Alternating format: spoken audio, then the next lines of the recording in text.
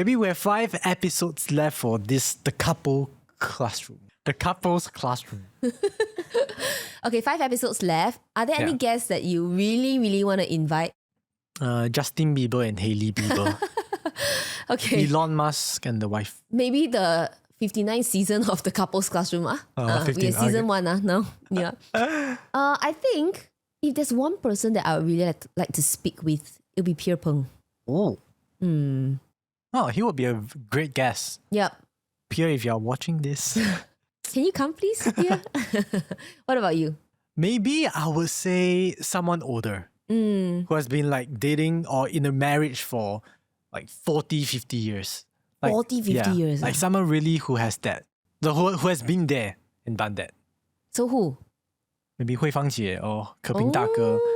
Or let's say even a gynae. You know? A gynae. Oh yeah, we haven't spoken to a gynae before. Yeah, I think they will have so much insights because they have seen, the most intimate and intense moment of a relationship. Manifesting that. Let's go. Hey guys, my name is James. Hi, I'm Hazel and welcome back to The Couple's Classroom. Counting down the days till we say I do. Today we're going to unpack the topic of the same page or not. Now, this is inspired by one of the personal DMs that we have gotten in at James and Hazel. So this person actually texted us. But before we get to her message, I just want to say that did you know one relationship therapist, her name is Dr. Sue Johnson, she has described the core need in romantic relationships as one question. And this question is just, are you there for me? So basically, when one partner repeatedly avoids a certain conversation about the future, whether it's about marriage, finances, or life goals, the other partner does not just feel frustrated. They start to feel very unsafe, insecure.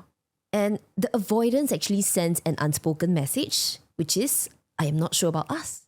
Even when that is not what the avoidant partner means at all, it can come across this way. Okay. And this brings me to this message that Alice, not her real name, has sent us. The gist of the message, Alice has been with her partner Bobby for 10 months and they are dating with marriage in mind.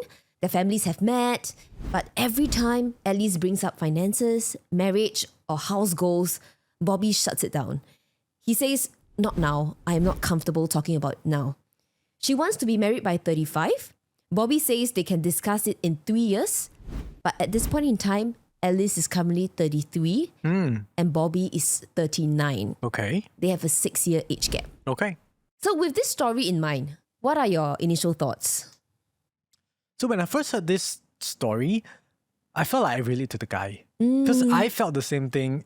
I feel like every big thing, every big stages of our relationship, I felt it. For example, when we first got together, I was really fearful of stepping into the next step because I didn't know what was going to happen. And I wasn't fearful of you. I was fearful of the future of us. So like even for now, like before getting married, I was also fearful. Like, when we talk about engagement, talk about marriage, that's a whole new unknown that I'm fearful of. Yeah, so that was my first reaction. What about yours? Well, I can see why you relate to Bobby, but at the same time, I really, really understand where Alice is coming from. Okay. I think this is a story about two people who clearly care a lot about each other, but perhaps they're just operating on different timelines. So, let's unpack this a little, okay? So to Alice, I feel like 3 years is a significant difference in terms of expectations. She's now 33. She wants to get married by 35. But Bobby only wants to talk about this 3 years later, which would make Alice 36. It's definitely past the timeline. Yep. And I think this difference is important to consider whether it just reflects different preferences between two partners or does it reflect fundamentally different preferences and priorities. Okay. And I think compatibility includes timing. Love alone isn't enough if your visions don't align. Agree. And one last thing I want to say is that avoidance in itself is a message. If someone is avoiding certain thing, there must be a root reason or root cause as to why that is happening. I'm trying to put myself in the guy's perspective or the guy's shoes. Like, why would I want to avoid these topics off the top of my head? Yeah, actually, why? I'm thinking, again, like I said, the fear.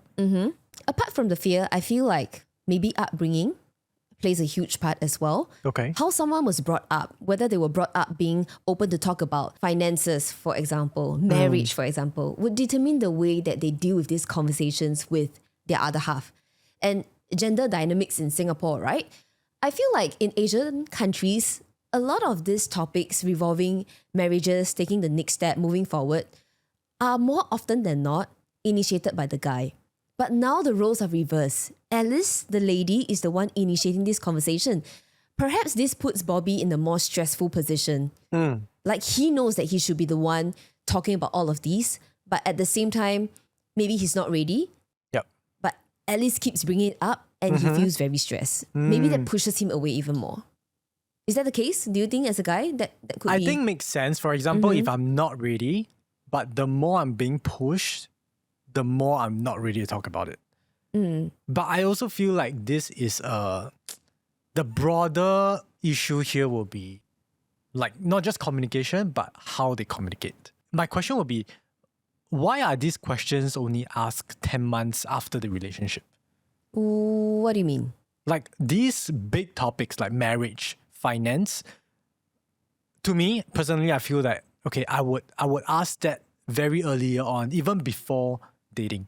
Like for example, for us, like these are really big topics for me that I want to at least get a sensing of your thoughts about these topics before getting together with you.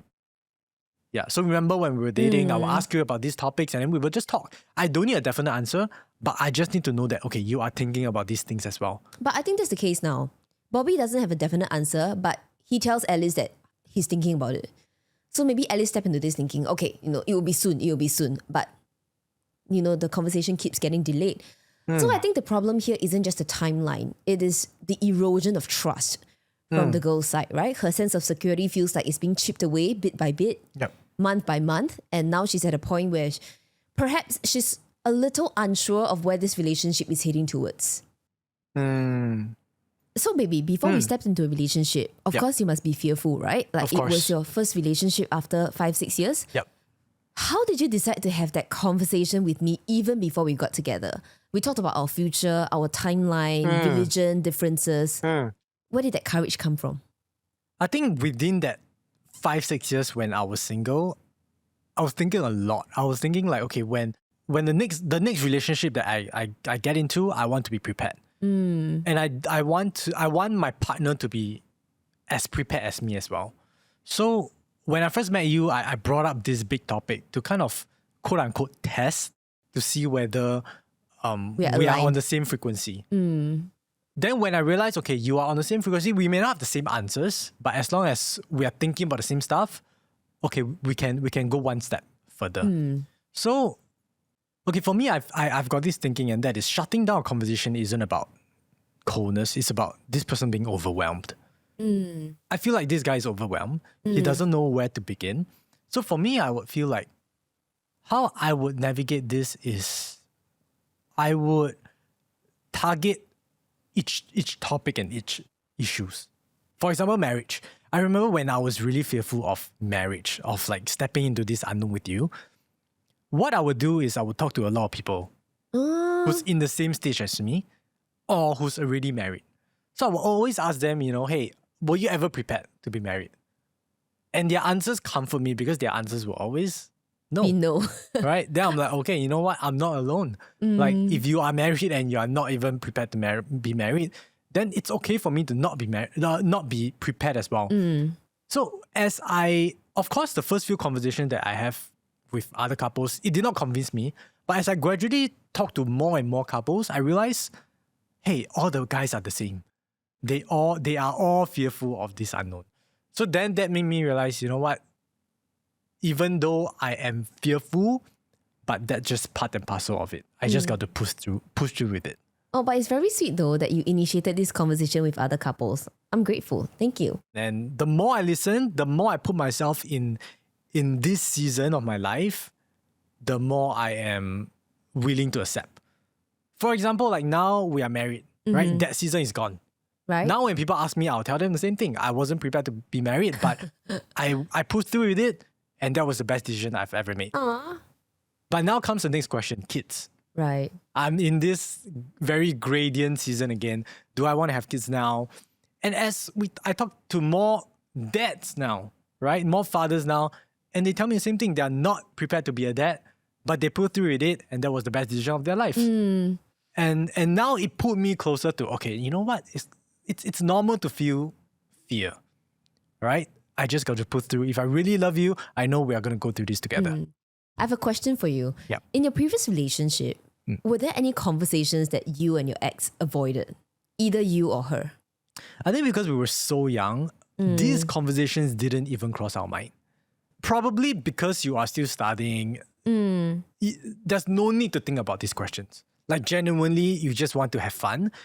Your friends are also in a relationship. You just want to, I don't know, also experience this love, which is great. But it's also important to think about, if you want to be with this partner for the rest of your life, it's inevitable to talk about these big questions, because you don't want to be 2-3 years in and then you realize, oh my gosh, we have to talk about it. And the worst part is when you talk about it, you realize you both are at a total different frequency. Oh man. Then that's when the sunk cost fallacy theory happens, right? It's like, oh, yeah, in it too far to back out. I'm already in for 5 years, 10 years, 10 years sometimes I heard. 10 years, but even though we are on the same different frequency, it's impossible for us to break up. Then that's when they go ahead, and then that's when these kind of problems arise. Well, I don't think it's impossible for them to break up. In my opinion, the sunk cost fallacy means, I will interpret it this way. Two people have been together for so long, they find it a waste to break up. So it's not that it's impossible, but you feel like you've put in so much for you to back up now and let go. Way harder to break up. And there are many costs to waiting for too long on this note. I feel like, based on this example, coming from Alice's point of view, there could be a certain resentment built up in her heart. Every time Bobby shuts down this question, Alice ends up swallowing whatever left unsaid, right? And whatever she swallowed doesn't just disappear. It accumulates inside her. And next time when it surfaces again, it might turn out even bigger than the original problem. And it's starting to show signs now, right? At her sense of security getting chipped away bit by bit. Also, I feel like in Singapore, there are very practical consequences that we have to consider. Okay. Because we have something called the BTO. So let's say Alice and Bobby wants to apply for a BTO together. Yep. They are already at 33 and 39. Yep. And if Bobby only wants to talk about it 3 years later, they would be at 36 and 42. And then they have to wait for their BTO. That will be another 5 years. Yep. She will be 41. He will be 47. Like, is this a timeline that both of them are willing to work with? That is a question for not just them, all couples out there as well. So on this note, do you feel like the BTO timeline puts an unfair pressure for people in Singapore to make a decision faster? I mean, they call it the BTO Pressure Cooker. So, okay, I wouldn't say it's unfair. I would say it's a motivation to keep things moving. That's how you look at it. Yeah, because I mean, if I'm in it to marry you, then I wouldn't say it's unfair. I would say actually probably it's beneficial. Yeah, exactly how I feel. I feel like a BTO is a privilege for every Singaporean. So if you want to take on this privilege, this bonus, then we have to be prepared to work around the timeline. Yeah. So interesting story. I have a friend. She started to date this guy, but this guy had a previous relationship that was already called off. But the guy and the previous girlfriend had a BTO together. So what happened was, after the breakup, the girl decided that she doesn't want the BTO or anything to do with the house anymore. Yeah. The guy changed the ex's name to my friend's name. Okay. Oh. And in Chinese, I really call this 天上掉下来的馅饼. It is like a free BTO. Yeah, lottery from heaven, right? Ta-da! Suddenly, my friend got a BTO. And then she's like, oh, what? Suddenly I got a new house? But the thing is, she was not ready to get married. So they only just started dating, right? Like even though, okay, she has a new house, things are great. she's not ready to get married. Okay. But because the house is going to be ready really, really soon, they had to sign the papers. You know how BTO works, right? To get the keys, you have to first be officially married. Yep. So she said, because of the BTO, she has to get the papers signed. So now they're married. They've moved in the BTO. They're staying together happily. I don't think she regretted her decision. But I can't say the same for every couple out there. Yeah. Right. I'm happy that my friend and her now husband are very happily in love and they got everything figured out for them. But this timeline could put unnecessary pressure for other people. Yeah, and I also do know of friends who are currently still waiting for their BTO to be done before they start trying for a kid. But by the time that happens, my friend would have been like 35 already. Okay. So that, It's a double-edged sword. yeah. It helps for some couple, but at the same time, it's going to put pressure on some couple as well. Yeah. Yeah, so I guess these are the things that could be running through Alice's mind. Yeah, of course, as much as it's a girls help girl kind of thing, I also want to try to put myself in the shoes of the guy, Bobby, and try to figure out why he's thinking this way. So I read online and there's something called the pursuer-distancer pattern. And maybe I see this happening in our relationship. Okay, let's talk about it. So the pursuer is someone who responds to conflict by needing more attention from the other half. So this person can come across as needy, Yep. wanting more attention, very reliant on the other half. But all she wants is to just seek some clarity. The distancer, on the other hand, is someone who cannot operate under high pressure. They need some space of their own. And when faced with relentless pursuit, right, they might end up backing. So you can envision this. One person is often taking a step forward. The other person keeps backing. And the person takes another step. Then the other party backs more. Right. It becomes a vicious cycle. So, between us, who do you think is a pursuer? Who do you think is the distancer? 3, 2, 1, we say together. Say your own, okay? Okay. Say what you are. Okay. 3, 2, 1.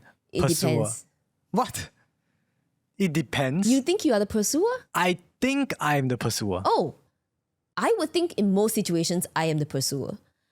So it's very interesting because the studies have shown that in most relationships, people take turns to be the pursuer or the distancer, depending on what situation it is. Okay. But it's interesting. Why do you think that you would be the pursuer? Okay, when it comes to like problems, I don't want to step away from it. I want to pursue to the end to find the root cause. And maybe sometimes that is not the best thing to do. Right? Sometimes you just want it to let it sit for a while. But to me, I just cannot. I cannot stand that we call it Cold War. That I just want to like pursue to the end. There was one time James and I had a little quarrel over something and I decided that I really need some time alone. So I left the house to go down to one of the tables, the public tables, in our condo, just to sit down and like clear my mind for a bit.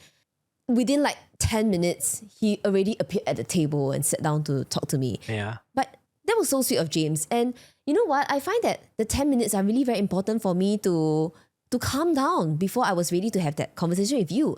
So yes, in that example, I was the distancer because I distanced myself, right? Yep. And you were the pursuer because you came after me. Correct. That really worked out. Thank you. But I would think that I'm the pursuer sometimes because I find that, certain nights or like sometimes after coming home from work, I would always want you to put your attention on me. I'm like, oh, little baby, tell me about day. What did you do today? And then I would want to have like a conversation, but you'll be like, can I just finish my work first before I get to you? And I'll be like, oh man, but I just wanted to chat. I must say, you always find the worst timing to talk to me. What? Like when I have nothing going on, I'm like sitting on the couch. You are not talking to me. And then the moment I open my laptop, you go, baby, can you spend some time with me? Can you talk to me? Can you tell me about a story that happened today? That's not on purpose, to our viewers and listeners. That's just by pure coincidence. Yes.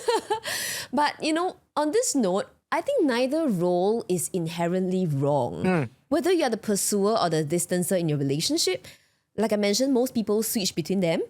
But the problem only arises when you become stuck in this role. Like one person becomes the pursuer for too long, one person becomes the distancer for too long. It's like the cat and mouse. Yeah, and it's never ending. Yeah.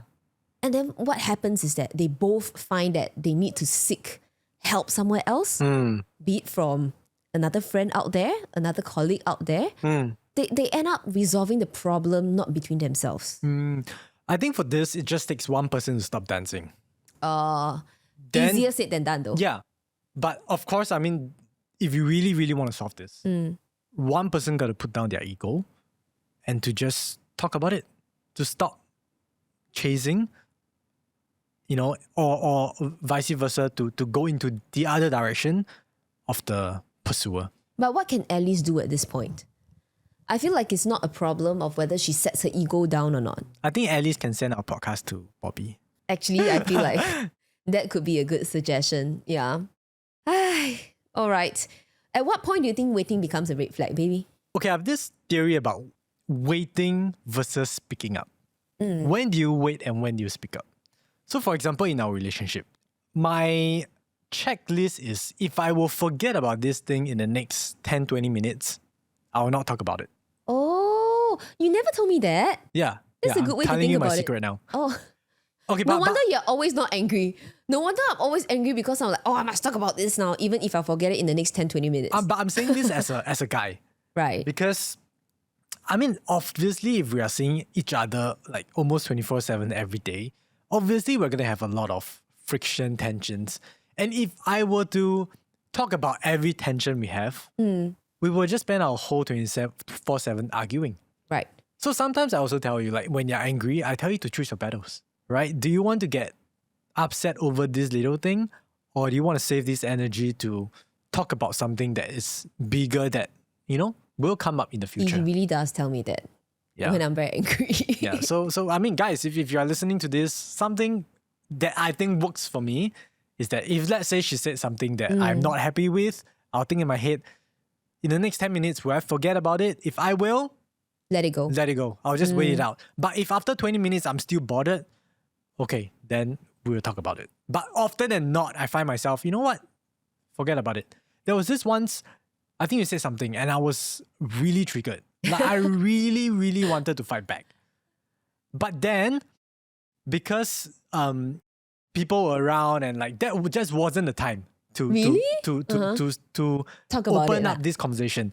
Like if nobody was around, I would definitely have like open up. But because people were around, I'll in my head, I'm telling myself, you know what? When everybody is gone, I'm freaking gonna open up this can of worms and I'm gonna fight. But that thing happened like for a couple hours, and then everybody went away, and then I find myself, hey, you know what? Actually, I'm not bothered anymore. What was it? Do you remember? I can't even remember because if I'm still remembering it now, I would have spoken to you about it, right? So sometimes it's just we're letting our emotions really like get to us, and we are just opening up a can of worms that isn't worth the opening up. Agree, but that doesn't mean that, you know, too much waiting doesn't become a red flag though. I feel like when there's no clear timeline, this is a red flag. And when conversations keep getting shut down, it is also a sign. So let's talk about how we can keep the conversations going, okay? To Alice and Bobby, hopefully this will help them, and to other couples out there as well. Yep. One thing James does very well is that he always starts with feelings, not logistics. He doesn't tell me, this needs to be done. He will start with, baby, I'm feeling a bit upset, or I'm feeling a bit insecure because blah, blah, blah, blah, blah. Can we get this done so I can feel better? And then I'll be like, oh man, I didn't expect this thing to cause James to feel this way. So this is one thing that he really, really does very well, and I've learned from him. Starting with feelings, not logistics. I think we need to set up for these conversations. You cannot just say, hey baby, you know, we're gonna have this conversation, boom, drop the bomb. Oh yeah. That is probably not gonna go well. What I would do is I would sit her down and then I would prep talk, you know, set up. Like you said, talk about your feelings, talk about your emotions, talk about how I love you, and I'm saying this in the place of love. And one thing I've learned is that when you share or when I share, no defending, no problem solving, just nod and say thank you for telling me. Sometimes it's a bit hard. It's a bit hard, of course. But it's something that I'm learning too as well. Because as a guy also, again, as a pursuer, I really, really want to solve stuff. Right. Because if in my head I'm just thinking, if I don't solve, then you tell me for what, right? But from your point of view, it's just I just want to tell you. Yeah, I just want you to hear me. Yeah. Yeah. Yeah. And I just want to say, waiting is not a red flag. Waiting with no direction is. That's why waiting with no clear timeline. Yeah. So sometimes, okay, let's try. I mean, you tell me something. Can you be less forgetful? Thank you for telling me. Oh, okay. That's not how you respond to me, but okay. No, I'm saying like that is something that I will try to do. Yeah. But actually, in my question, I actually displayed a bad example because what I've learned recently is that when you're talking to your other half about your problems, never use you. So see, in my question, I had said, can you be less forgetful? But always start with I. I feel upset that you forgot about our date night. Can you make sure to write it down next time? Like that changes the whole dynamics. It's less blaming. Yeah. So the blame game, right, as we always term it. So one thing I found out about myself is that I unknowingly grew up in an environment where blaming is very common.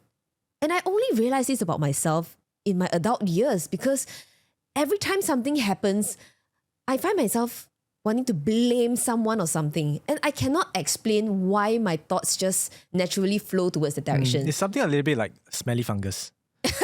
It's the smell fungus, baby. Smell fungus. Sorry. Smell fungus. He just learned this term. Please pardon him. Smell fungus. Do you Smell guys know fungus. what smell fungus is or not?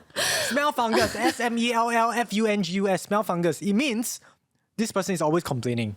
So if I always complain about like the weather, the thing, this and that, I'm a smell fungus person. Yeah, don't be such a smell fungus. Yeah, don't be such a smell fungus. He literally just learned this 30 minutes ago, putting it to good use. But, in my growing up years, whenever something happens, I find that the authoritative figures in the house could be the parents, the grandparents, who always be like, you again ah? Why you do this? Why you do that? And that has a direct impact on how I see things, you know?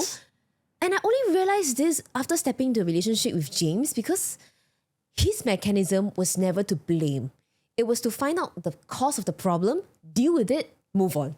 Oh. Like he doesn't he doesn't point fingers. And that's something I learned a lot as well. So one tip, to keep the conversation going, never start with you because it sounds like you're blaming the other person.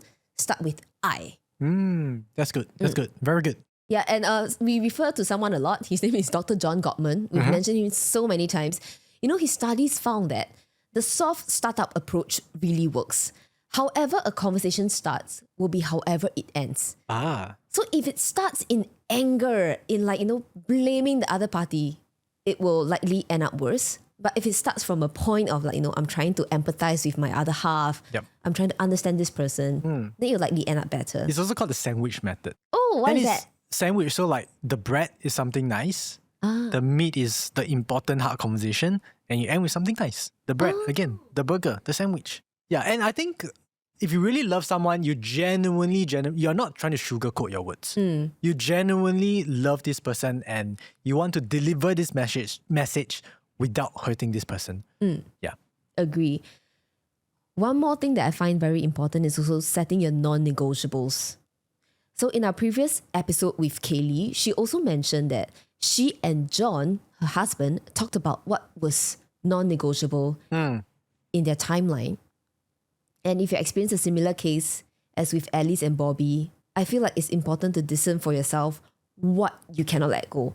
So to Alice, if getting married at 35 is something that you cannot let go of, it is your non-negotiable, then you have to speak to Bobby to really see that happens.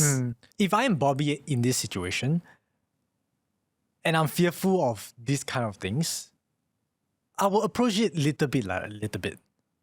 Like I probably won't have the answers to Alice's question, but I think just talking about it, just being in that same thinking and thought process, and Alice sees that I am thinking about it, I feel like that would comfort Alice a little bit more. Yeah, it's the effort that counts, right? Like Correct. You thought about it. Correct. I wouldn't shut down the whole thing.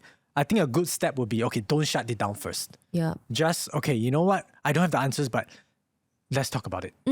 Just not shutting down. That would be a good first step. And to Alice, I don't know how many of the previous tips that we mentioned you've tried, but from a pursuer-distancer relationship kind of point of view, right? The more the pursuer attacks, the more the distancer backs away. So perhaps set a container, set a date, take each other for a nice night out and sit down and have this really hard conversation that will smoothen out the journey that you are on. So with that, we wish you guys all the best. And to other couples out there, one final question. When do you stay and when do you walk away if you are facing a similar situation? So I just want to share that, like what James mentioned, if your partner did show signs that they care, I feel like that in itself speaks volumes. I think it's very important to set your non-negotiables and not move the goalposts. Like if you have set the goalposts, then let it be. You can slowly approach these goalposts, but try not to move the goalposts. That is ultimately your timeline, right? And as hard as this sounds, I've got to say, loving someone isn't the same as being right for each other. You can love this person, but this person can be not the right one for you. That hurts, but if you recognize that early and you decide to walk away, you move on, maybe you'll find something that suits you even better. Yep. To anyone out there who is afraid of spending your best years waiting, I just want to say that waiting isn't the scary thing. Waiting with no goal in mind is. So always make sure that you have your non-negotiables all written down and you are very sure of them. Yep. Well said, my love. Thanks. Okay, with that, wishing Alice, Bobby, and all the couples out there all the best. Thank you so much for tuning into this episode of The Couples Classroom. We'll see you guys next time.